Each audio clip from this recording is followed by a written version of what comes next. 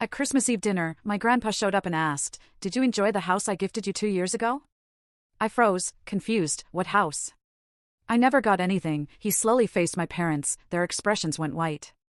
And then, everything exploded. Imagine standing in what you thought was your parents' new dream home on Christmas Eve, only for your beloved grandfather to drop a bombshell that shatters your entire reality. What if that house, that beautiful, perfect house, was actually yours all along, stolen right out from under you by your own family? That night, the biting cold of Ohio felt like nothing compared to the chill that ran through me when I heard the truth. My name is Dorian Marston, and this is the story of how I lived for years in the shadow of injustice, sidelined by my own family, until a shocking revelation changed everything. If you've ever felt like an outsider, like you didn't quite belong, then maybe you'll understand the ache in my heart. But even if you haven't, I still want you to hear this, a story about a boy who grew up with a heart full of scars, and how he finally found light amidst the darkness. From the moment I was born, it felt like I was a ghost in my own home. My mother, Diana, passed away shortly after I arrived, a tragedy I still don't fully grasp. All I know is she was the only light I never got to meet. My father, Gregory, became a stern, distant man, as if my very existence was a painful reminder he wanted to forget. When I was 3, he remarried Susan, a woman with a smile as cold as ice and eyes that always seemed to be calculating something. Then came Ben, my half-brother. Ben was their sun, their moon, their entire universe. To my father, he was the pride and the future of the Marston family. To Susan, Ben was everything she lived to protect and spoil. And me? I was the stepchild, the unwanted kid, the faint shadow in the house I called home. I felt the difference from a young age. I remember being 5, watching Ben unwrap a remote-controlled toy car, the kind every kid dreamed of. Me? I got a used plastic car with chipped wheels. Good enough for you, my father said. Susan chimed in, Ben needs new things to develop his intellect, as if I wasn't worthy of anything better. When I brought home high grades, my father would just nod, not bad, but don't get complacent. But if Ben got a C? The whole house celebrated like he'd won a Nobel Prize. Honestly, I wasn't a jealous kid. I just wanted to be loved, to be acknowledged, even just once. But as the days turned into years, I realized that in my father's and Susan's eyes, I was never, ever good enough. Dorian, why don't you try to be more like Ben?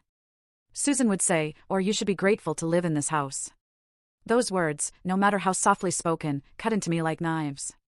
I started to wonder, was I really a burden? Was I truly unworthy of love? We weren't poor, but we weren't rich either. My father worked as a manager, Susan stayed home, doting on Ben like he was a little king. I wasn't allowed to complain, my father always reminded me I was lucky to have a roof over my head. But that roof never truly felt like mine. My room was a tiny attic space with a creaky old bed and a window overlooking a dark alley. Meanwhile, Ben had a spacious room overflowing with toys and posters. Once, I dared to ask my father why I couldn't have a room downstairs like Ben.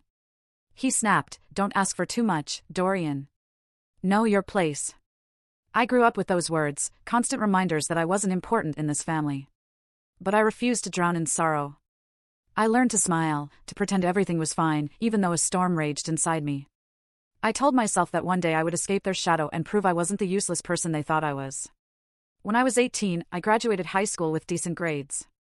No one at home noticed, but I dreamed of college, of becoming an engineer, of doing something to make Grandpa Will, the only person who truly cared about me, proud. That dream was quickly crushed.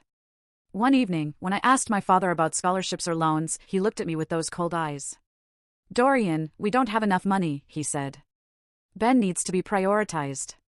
He has great potential, and we have to invest in him." I stood there stunned, feeling like the world was collapsing. Ben, the brother who only played video games and hung out with friends, was the one chosen to fulfill his potential. I didn't argue. I didn't cry. I just nodded and left the room. That night, lying on my creaky bed, staring at the cracked ceiling, I promised myself I would rise on my own. If my parents didn't believe in me, I would believe in myself. I started working at Walmart, first as a cashier, then in the stockroom. Long night shifts, working through holidays, dealing with difficult customers, it was exhausting. But I didn't complain. Every dollar I earned was a small step toward escaping my family. I rented a tiny, run-down apartment with stained walls and a leaky faucet. But at least it was mine. I no longer had to hear Susan's snide remarks or see my father's disappointed looks. Meanwhile, Ben was fully supported. He attended a prestigious private school, drove a brand new car our father bought, and never had to lift a finger. Once, Susan even came into my store, saw me behind the counter, and smirked. Dorian, this is what you're doing? Such a shame. Ben will never have to do menial work like this. I gritted my teeth, forcing a smile. But inside, I wanted to scream, why? Why wasn't I worthy of the same opportunities? Those years, I lived in loneliness. I didn't have many friends because I spent most of my time working and saving money. But I wasn't entirely alone. Grandpa was the one bright spot in my life. He lived in Chicago, running a large construction company, a man of work. Occasionally, when he had time, he would call me. Those calls were my lifeline. He'd talk about his projects, ask about my life, and always say, "Dorian, you're a strong young man. Don't let anyone make you think otherwise." I never told him how my father and Susan treated me. I didn't want him to worry, and part of me feared he'd think I was weak.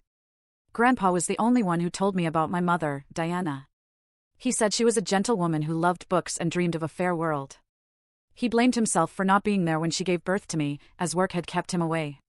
If I had been there, things might have been different, he'd say, his voice choking. I didn't blame him. I only wished I could have met her, even just once, to know I had been loved. As the years passed, I grew accustomed to my independent life. I learned to fix the plumbing, cook simple meals, and keep my heart from breaking further. But deep inside, there was always an emptiness, the void of a family I never truly had. I didn't know that while I was trying to build my own life, a great secret was being hidden by my father and Susan. A secret that would change everything. When I was 21, I was still living in my tiny rented apartment, working night shifts at the supermarket. Empty mornings, simple meals, interrupted sleep, it had all become so routine it no longer felt unusual. I didn't have much, but I had my freedom, my own space, and a shred of self-respect I'd paid for with years of silent endurance. One early summer afternoon, my phone buzzed. It was a text from Susan, "Come to the new house tonight. Address, 1432 Hollow Creek. Small party." I read it 3 times, staring at the screen. New house? They never mentioned moving. No hint they were even looking. And certainly, no one asked if I wanted to move in. I hesitated. Part of me wanted to ignore it, to pretend nothing happened. But then I thought, maybe this was a chance to reconnect, even just a little. Maybe to congratulate them. Maybe to prove I was no longer the sullen, quiet kid I used to be. I had changed, and I thought maybe they had too. I stopped by a liquor store, picked out an affordable bottle of red wine, then swung by an embroidery shop to collect a handkerchief I'd ordered, a small gift with the initials GM on it. I didn't have much money, but I wanted the gift to be thoughtful. The new house was in a newly developed residential area, a place I'd never set foot in. As my car turned onto a street lined with newly planted maples and manicured lawns, it felt like I was entering another world. 2-story, semi-classic houses, wooden doors, gray-tiled roofs, red brick steps, everything exuded a sense of abundance I'd never felt in our old house. I parked in front of the cream-colored home with a stone-stepped front yard, a wide porch, and arched windows. I stood there for a few seconds, holding the wine and the gift. My heart was pounding, not from excitement, but from an indescribable feeling, as if I was about to step into something that didn't belong to me. Susan opened the door, wearing a silk dress, her makeup meticulously done. "Oh, Dorian, come in," she said, her smile as thin as the blush on her cheeks. I stepped inside. A spacious living room with glossy wooden floors, a granite fireplace, beige armchairs, a classic chandelier. Family photos already hung on the walls, my father and Susan's wedding picture, Ben holding a sports trophy. No photos of me. I wasn't surprised. My father was in the kitchen, opening a bottle of wine, looking more relaxed than usual. When he saw me, he gave a single nod. "Oh, you're here." Nothing more. I handed over the wine and the gift, saying, "Congratulations on the new house, Dad." He took them, set them on the table without opening them, and turned away. The party was small, new neighbors, an older couple who were friends, and one of my father's colleagues. They chatted animatedly about rising property prices, interior design, and the pool they planned to build. I sat in a corner, silent, listening. "We had to search forever to find this house," Susan said, her voice brimming with pride. "Luckily, we closed the deal just before the market prices shot up." My father nodded, smiling. I sat there, trying to smile along. I genuinely wanted to congratulate them, not for the house, but because I believed they had finally found something that made them happy. Little did I know, in that moment, I was congratulating them for taking a gift that rightfully belonged to me. That night, back in my rented apartment, I opened my phone, intending to send Grandpa a quick message. But I hesitated. He was getting older, busy. I didn't want to bother him. I set the phone down, lay on my bed, and stared at the peeling ceiling. Then I drifted off to sleep, completely unaware of the truth lying silently beneath my feet like an unexploded bomb. After that housewarming party, everything seemed to return to its old rhythm, or at least the half-hearted routine I'd grown accustomed to. No one mentioned that day again. No one asked what I thought of the new house. And of course, no one brought up the possibility of me moving in. But something strange started happening. For every major holiday, Thanksgiving, Christmas, Ben's birthday, even my father and Susan's wedding anniversary, I received an invitation. Not warm, heartfelt invitations, but curt text messages, 6 p.m. Come for dinner. Ben's looking forward to seeing you. We have guests. Don't be late. I went, not because I believed they had changed, but because I still felt the duty of a son. Each time, I brought a small gift, carefully chosen and wrapped. But my gifts were usually set aside, unopened in my presence, and no one offered a clear word of thanks. And the strangest thing? They started pulling me into family photos. The first time was that Christmas. Susan called me over. Dorian, stand closer to Ben. We're taking a family picture. I was surprised but stepped forward. My father stood in the middle, his arm around Ben's shoulders. I stood at the edge of the frame, forcing an awkward smile. As the camera clicked, I felt like I'd just stepped into a wordless play, and I was the supporting character thrown in to fill out the cast. In the times that followed, they kept pulling me into photos. At first, it was with the whole family. Later, sometimes just with my father. Once, Susan even placed her hand on my shoulder, smiling brightly. I didn't understand. Before, I'd always been excluded from moments like these. The photos in the old house never featured me. So, why now? I asked once, lightly, after Ben's birthday dinner, why have we been taking so many family photos lately? Susan laughed. Oh, we just want to capture memories. You're part of the family, too, aren't you? I nodded, but my heart felt heavy. I wasn't naive. I knew something wasn't right, but I couldn't put a name to it. I only felt like I was being led along, forced into a fabricated frame I'd never belonged to, as if I were playing the role of the harmonious eldest son in a photo meant for display, not as myself. And then, on Christmas, when I was 23, the truth finally came to light. It was bitterly cold that day. I'd just finished my shift, sitting in my rented apartment, drinking coffee, planning to show up a little late as usual, just enough to make an appearance, eat a few bites, take a few photos, and leave early. My phone rang. It was Grandpa. Dorian, come over right now. I'm at your new house, 1432 Hollow Creek. I wanted to surprise you. I froze. Grandpa was here in Ohio? He rarely left Chicago, his construction company always kept him tied up. I quickly threw on my jacket and rushed out the door. My mind swirled with questions. Why didn't he tell me he was coming? And why was he at my father's house? When I arrived, the house was glowing with Christmas lights. Wreaths hung on the door, and the twinkling lights of a Christmas tree shimmered through the window. I knocked, my heart pounding. Susan opened the door, her smile stiffening when she saw me. Dorian, why are you? She stopped, her eyes darting over my shoulder, and I heard Grandpa's voice from inside. Dorian, come in, my boy. Grandpa stood in the living room, tall and imposing, his silver hair gleaming under the chandelier. He hugged me, a tight embrace that carried both excitement and a hint of tension. I wanted to surprise the whole family, he said, looking around. This house. It's wonderful, isn't it? Are you happy living here? I hesitated, a wave of unease rising within me. I don't live here, Grandpa. I just visit. Grandpa's face changed. His smile vanished, and his eyes narrowed, shifting from me to my father, Gregory, who stood near the fireplace, a glass of wine in his hand. Susan quickly jumped in, her voice syrupy. Will, there must be a misunderstanding. Dorian likes living independently, don't you, dear? She looked at me, her eyes practically commanding me to agree. But Grandpa didn't look at her. He fixed his gaze on me, his voice lowering. Dorian, tell me the truth. You don't live here? I took a deep breath, feeling the weight of the entire room pressing down on my shoulders. I live in a rented apartment, Grandpa, on the south side of town. I pay for it with my supermarket wages. Silence. A heavy, suffocating silence, as if the air had been sucked out of the room. My father bowed his head, his hand tightening around his glass. Susan started to speak, her voice trembling. Will, we thought it was best for Dorian. He wanted to be independent, and Ben needs space, too. Enough. Grandpa cut her off, his voice sharp as a blade. Gregory, explain yourself. 2 years ago, I sent you $400,000 to buy a 3-bedroom house in this neighborhood. A gift for Dorian, to give him a good start. I made it clear. The house was for Dorian. So why is he living in a rundown apartment while you and your family are living in that very house? My father's face went pale, as if the blood had drained from his body. Susan opened her mouth, but no sound came out. I stood there stunned, feeling the ground crumble beneath me. A house for me?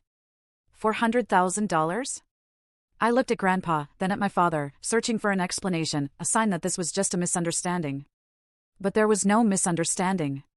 My father set his glass down, his voice shaky, but trying to stay composed. I thought the house would be better used by the whole family. Dorian's independent. He doesn't need a big house like this. Ben's young. He needs a good environment to grow, to study. Doesn't need? Grandpa roared, stepping toward my father. You're saying he doesn't need it? Dorian, the grandson I entrusted to your care, is living in a rundown apartment, working night shifts to survive, while you and your wife live in the house that was meant for him. What did you do with the money I sent? You put the house in your name, didn't you? My father didn't answer. He lowered his head, his shoulders trembling. Susan, regaining her voice, interjected. Will, you don't understand. Dorian isn't my biological son.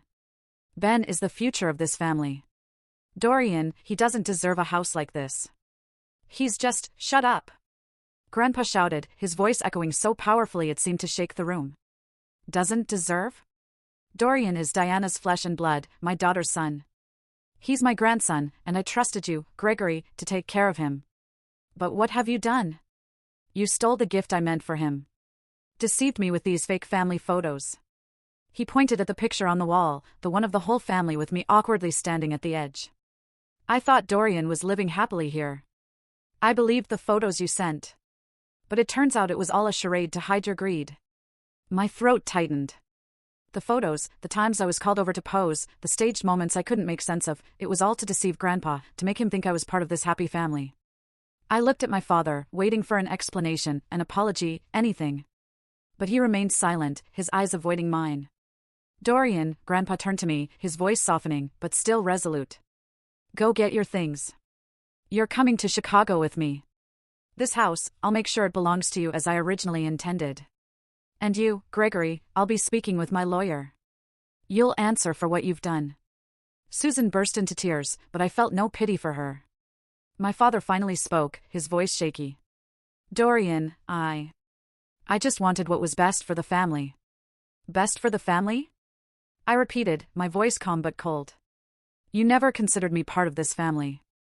I've spent my whole life trying to make you proud, but all you ever saw was Ben. You took away my chance, and you didn't even bother to tell me the truth. I turned away, unable to look at him any longer. Grandpa placed a hand on my shoulder, his eyes filled with pain, but also unwavering determination. Let's go, Dorian. You don't need to stay here anymore. The chill of that Christmas night bit into my skin as we stepped out of the house that was supposed to be mine. The dim glow of streetlights illuminated the snow-covered street, and I could feel my heavy breaths blending into the frigid air. Grandpa led me to a sleek black SUV. The driver, a middle-aged man in a sharp suit, opened the door for us. To the hotel first, Grandpa said, his voice low but firm. I slid into the back seat beside him, feeling like I was stepping into a different world. A world I never thought I belonged to. Are you okay, Dorian? Grandpa asked, his eyes gentle but piercing, as if trying to read every thought in my mind. I don't know, Grandpa, I replied, my voice hoarse. Everything's happening so fast. I still don't fully understand. He nodded, placing a hand on my knee.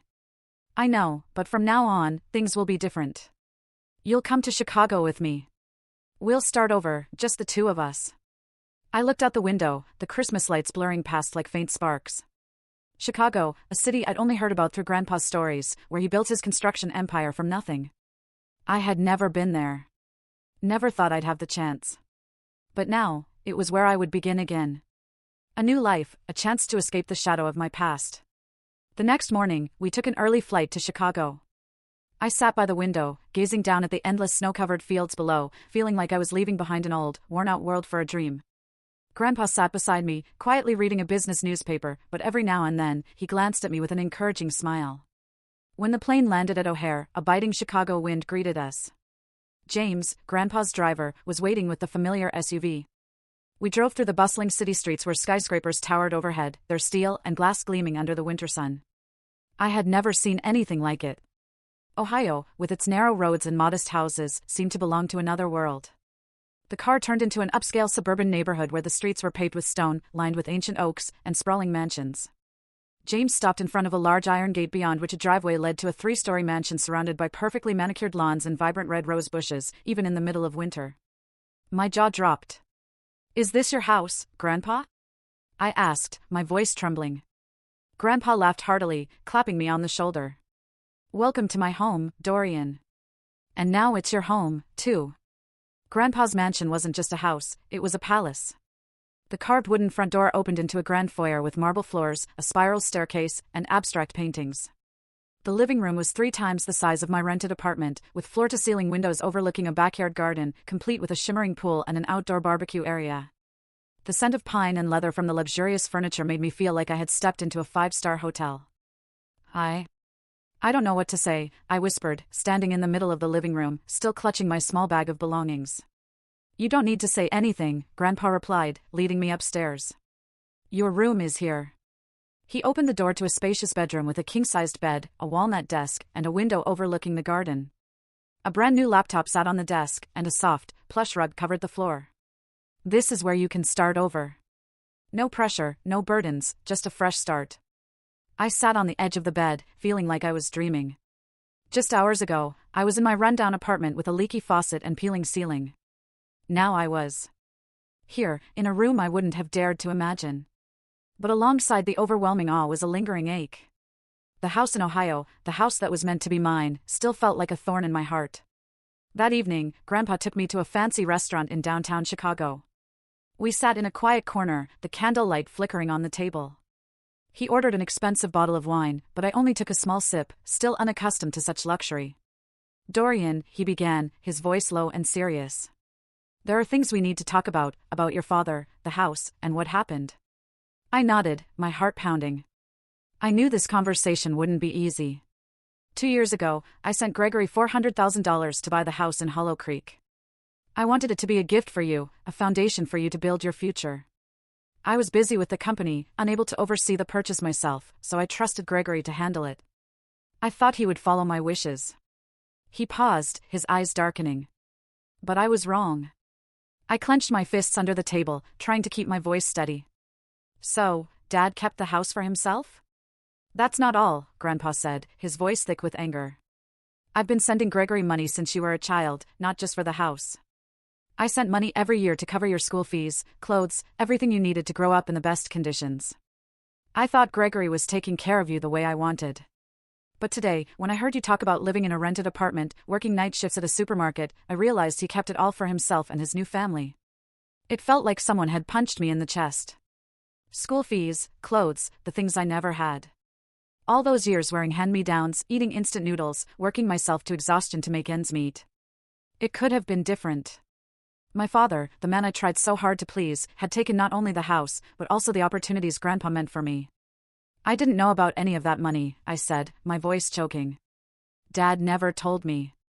I thought he didn't have enough, so I had to manage on my own." Grandpa slammed his hand on the table, making the wine glasses tremble. "That bastard," he growled, drawing glances from nearby tables. "I trusted him with you, thinking he'd treat you well. But he betrayed me. And he betrayed your mother, Diana." Hearing my mother's name made my eyes sting. I had never met her, but through Grandpa's stories, I knew she was a gentlewoman who wanted a good life for me. The thought that my father had stolen what she and Grandpa intended for me ignited a fury I couldn't suppress. "What are you going to do, Grandpa?" I asked, though I could guess part of the answer. "I'm going to sue Gregory," he said, his voice cold, his eyes hard. "I'll make sure the house is transferred to you, and I'll cut off all financial support to him. He doesn't deserve a single cent." I stared at the table in silence. Part of me wanted my father to pay, to face the consequences. But another part, the part that had grown up in neglect and pain, just wanted to let it go. I was tired of living in resentment. I didn't want my new life in Chicago to be tainted by lawsuits and disputes. Grandpa, I said, my voice soft but firm. Don't sue him. I know you're angry, and so am I, but it's already happened. I don't want to drag this out. Cutting off his financial support is enough to make them realize they can't keep taking advantage of you. I just want to start over here with you. Grandpa looked at me, his eyes softening, though I could still see the pain in them.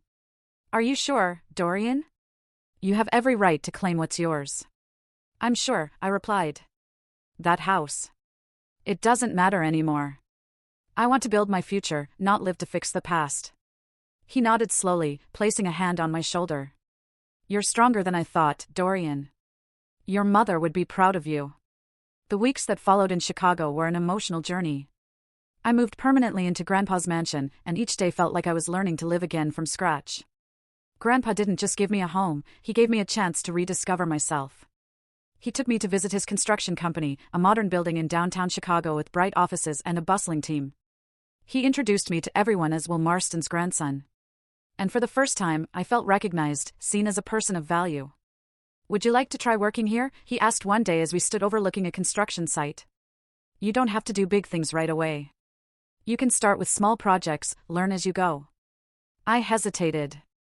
I had never imagined myself working in construction, with its technical blueprints and complex numbers, but the trust in Grandpa's eyes made me want to try. I'll give it a shot, Grandpa, I said. But I can't promise I'll be good at it right away. He laughed heartily. No one's good from the start, Dorian. But you have heart and determination. That's all I need. I started working at his company, initially as an assistant in the planning department, organizing documents and tracking project progress. The work wasn't easy, but with each passing day, I learned to read blueprints, understand construction processes, and even began contributing ideas during meetings. My colleagues, who at first only knew me as the boss's grandson, gradually looked at me with respect. They saw me work hard, stay late to finish tasks, and refuse to rely on Grandpa for special treatment. Outside of work, I began exploring Chicago. I walked through its lively streets, visited museums, and spent hours in coffee shops, reading books or simply watching people pass by. For the first time in my life, I felt like I had time to breathe, to dream, to become a better version of myself. Though life in Chicago gave me hope, the scars of my past didn't fade easily. Some nights, I lay in the comfortable bed in my new room, but dreamed of my old rented apartment, hearing Susan's mocking voice or seeing my father's cold gaze. I wondered if I truly deserved this life, or if it was all a dream that would vanish. Grandpa noticed when I grew quiet. One evening, as we sat by the fireplace, he handed me an old framed photo. It was my mother, Diana, smiling brightly, holding a small dog. Your mother always wanted you to be happy, he said. I couldn't be there for her when she needed me most. But I won't let that happen with you. I held the frame, tears silently falling. I wish I could have met her, I whispered. You're more like her than you know, he said. She was strong but gentle. You have her heart. Those words were like a healing balm. I started keeping a journal, writing down my thoughts, dreams, and even my pain. I no longer wanted to run from my past. I wanted to face it, understand it, and let it make me stronger. One morning, about 3 months after moving to Chicago, I received a letter from Ohio. The envelope had no sender's name, but the familiar handwriting made my heart tighten. It was from my father. I opened it, my hands trembling. Inside was a single sheet of paper with short, handwritten lines. Dorian, I know I have no right to write this letter. What I've done is unforgivable. I was wrong to keep the house, to keep the money your grandfather sent for you. I let the pain of losing your mother turn me into a terrible father. I don't expect your forgiveness, but I want you to know I regret it. Susan and Ben have moved out of the house. I'm in the process of transferring ownership to you as your grandfather. Intended. I hope one day you can look at me without seeing disappointment. Gregory. I read the letter 3 times. My emotions a mix of anger, pain, and a faint sense of relief. I didn't know if I could forgive him. The years of being abandoned, treated as an outsider, couldn't be erased by a single letter. But I knew I didn't want to carry resentment forever. I showed the letter to Grandpa. He read it in silence for a long time, then said, It's your decision, Dorian. If you want to take the house, I'll help you. If not, I'll respect your choice. I thought about the house in Hollow Creek, with its green lawn and warm fireplace. It had once been my dream, but now I didn't need it to feel worthy. I don't want the house, Grandpa, I said. I want to sell it and use the money to go to college. I want to become an engineer like I always dreamed. Grandpa smiled, his eyes sparkling with pride. That's my grandson. I enrolled in a university in Chicago, majoring in civil engineering. With Grandpa's support and the money from selling the house, I began the educational journey I once thought was impossible. The first days weren't easy. I was older than most of my classmates, and the complex technical concepts kept me up late studying. But I didn't give up. Whenever I felt like quitting, I thought of my mother, Grandpa, and the promise I made to myself. I wouldn't let my past define my future. In Chicago, I also found new friends, people who didn't know my past but liked me for who I was. I joined an engineering club where I met Emma, a smart girl with a radiant smile who teased me for my habit of taking detailed notes. For the first time, I felt like I had a community, a place where I belonged. Grandpa remained my greatest anchor. He wasn't just a guide, but a friend, always reminding me that I was stronger than I thought. Some evenings, we sat by the fireplace, sharing stories about my mother, about the days he built his company, and about my dreams. The house in Ohio was sold, and the money was deposited into my tuition account. My father didn't contact me again, and I didn't reach out to him. Maybe one day I'll be ready to talk, to forgive. But for now, I wanted to focus on the present, on what I could build. 2 years have passed since that fateful Christmas night when the truth about the house and Grandpa's money was exposed. Chicago has become my home, not just because of its bustling streets or towering skyscrapers, but because it's where I found myself. I'm in my second year of college, majoring in civil engineering, and each day I feel closer to my dream of becoming an engineer, a dream my father once crushed with the excuse of not enough money. I found a community of friends, a clear purpose, and most importantly, a sense that I deserve what I've achieved. But while I was building my new life in Chicago, back in Ohio, my father's family, Gregory, Susan, and Ben, was falling apart. I didn't know much about them over the past 2 years, except for a few rumors from old acquaintances. They said my father had lost his job, that Susan no longer hosted lavish parties, and that Ben, the pride of the Marston family, had dropped out of college after just 1 semester. I didn't dwell on it. The past was the past, and I had learned not to let it pull me back.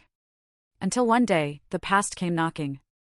One late autumn afternoon, while I was studying for midterms in the university library, my phone buzzed. It was an unfamiliar number from Ohio. I hesitated but answered. Susan's voice came through, weak and trembling, devoid of the arrogance it once carried. "Dorian, it's Susan," she said, her voice faltering. "I know you're busy, but I need to talk to you about the family." I gripped the phone, a chill running down my spine. "Family?" The word sounded foreign coming from her. "What's going on?" I asked, my tone colder than I intended. "We're in trouble, Dorian. Real trouble. I thought maybe you could help." I stayed silent, letting her continue. Susan launched into a long story, her voice a mix of desperation and an attempt to cling to dignity. After Grandpa cut off all financial support, my father, Gregory, lost his steady income. He had been fired from his job, unable to focus amid the family's turmoil. Susan couldn't find work, having never held a job since marrying my father. They had sold most of their possessions to pay off debts, but it wasn't enough. The house in Hollow Creek, though transferred to me and later sold, was no longer theirs. They had moved to a small apartment on the edge of town, which Susan described as cramped and unworthy of our family. "And Ben," Susan paused, her voice choking. "Ben's struggling, Dorian. He's working at a fast food restaurant, but he's not used to it. He doesn't know how to handle things like that. He needs help." I let out a laugh, not out of amusement, but from the irony. Ben, the spoiled little brother who was once treated like a king, now had to work to survive. Ben, who had a new car, a room full of toys, and never had to worry about money, was now struggling in a job I had done since I was 18.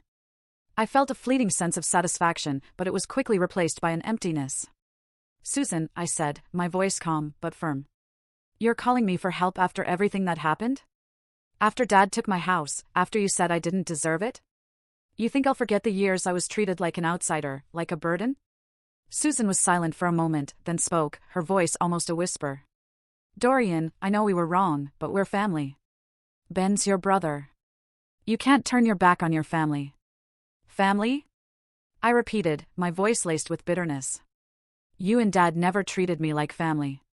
You said I wasn't worthy. Dad took not just the house, but the money Grandpa sent for my education, for my life. And now you want me to help Ben, the one who was always favored over me? No, Susan. Let Ben learn to stand on his own like I had to.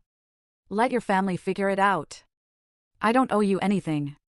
I hung up, my hand still gripping the phone, my heart pounding. Susan's words echoed in my mind, family. Ben needs help. But those words no longer had the power to sway me. Not after everything they had done. Over the past 2 years, I hadn't heard directly from my father, Susan, or Ben. Bits of gossip from Ohio reached me through old acquaintances, but I didn't seek them out. I was busy with my new life in Chicago, my classes, projects at Grandpa's company, and evenings spent talking with Emma, my increasingly close friend. But those rumors, though I tried to ignore them, crept in like cold gusts from the past. My father, Gregory, had once been a confident man, always maintaining a calm, authoritative presence. He worked at the insurance company, earning a salary that supported a comfortable lifestyle for Susan and Ben. But after that Christmas night 2 years ago, when Grandpa cut off all financial support, everything began to unravel. His company faced market struggles, and he, distracted by family tensions, couldn't hold on to his managerial position. He was fired 6 months after the incident and hadn't found stable work since. The savings he had accumulated from Grandpa's money meant for me, had been squandered on luxuries, a new car for Ben, family vacations, parties to keep up appearances. When Grandpa's money stopped coming, they could no longer sustain that lifestyle. Susan, once proud of being the perfect housewife, couldn't adapt to earning a living. She had never worked. Never needed to. Her skills were limited to hosting parties and shopping. When the family had to move out of the Hollow Creek house, the house I sold to invest in my future, they relocated to a small, 2-bedroom apartment on the edge of town, which Susan called unworthy. The apartment was cramped and run down, with stained walls and a leaky plumbing system, a painful contrast to the luxurious house they once called home. They sold Ben's car, his expensive toy collection, and even Susan's prized jewelry. But the debts kept piling up, from mortgage loans to unpaid bills. Ben, the brother once hailed as the future of the Marston family, dropped out of college after 1 semester. Accustomed to being pampered, he couldn't handle the pressure of academics or responsibility.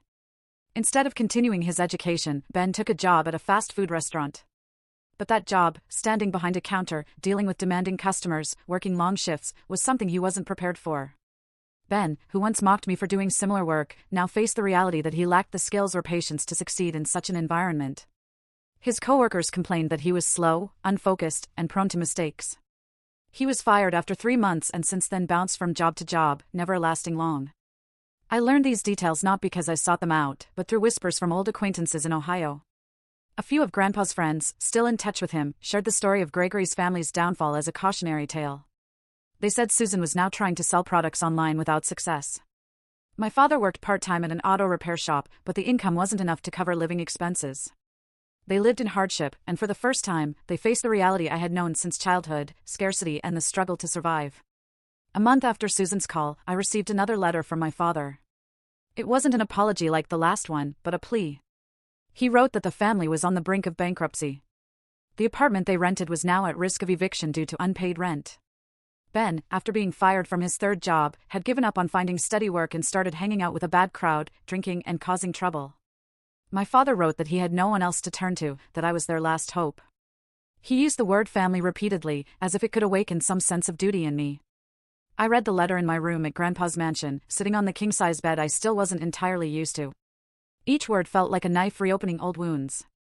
I remembered the years of being pushed aside, being called unworthy, being compared to Ben as a reminder that I was never good enough. I remembered the nights lying on the creaky bed in the attic, wondering why I wasn't loved. And I remembered that Christmas night when I learned that everything I had longed for, a home, an opportunity, had been stolen by my father and Susan. I called Grandpa and told him about the letter. He listened, his eyes darkening just as they had that Christmas night 2 years ago. "What are you going to do?" he asked, his voice steady, but not pressuring. He always respected my decisions, though I knew he was still furious about what Gregory had done. "I'm not going to help them," I said, my voice firm. They had their chance. Ben had everything I didn't, a car, a nice room, our parents' love. If he has to work to survive now, that's a lesson he needs to learn. I pulled myself up from nothing. I don't owe them anything. Grandpa nodded, saying nothing more. But I knew he approved of my decision. He had once wanted to sue Gregory to seek justice for me. But I had chosen to let the past go, and now I chose not to let it drag me back.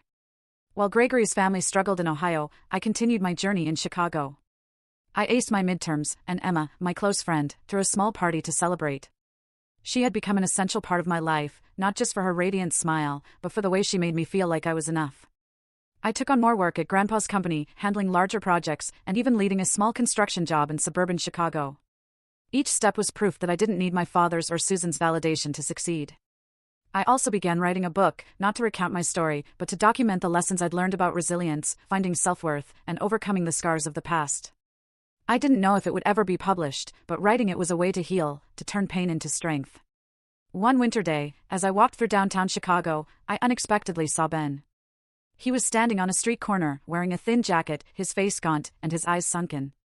I stopped, unsure whether to approach, but he saw me first, and his eyes lit up with a flicker of hope. "Dorian," he called, his voice weak. "How are you?" I nodded, keeping my distance. "I'm fine, Ben. You?" He gave a weak smile, no longer the arrogant boy I once knew. "Not great," he admitted. "Things aren't like they used to be. Can you help me?" "Just a little. I don't have anyone else." I looked at him, remembering the times he was favored, the times I was pushed aside. "Ben," I said, my voice calm but unyielding. "I had to stand on my own when no one helped me. You can too. Get a job. Learn to take responsibility. Don't look to me to fix what your family did wrong." I turned and walked away, continuing down Chicago's snow-covered streets. I didn't look back, not because I didn't care, but because I had chosen myself.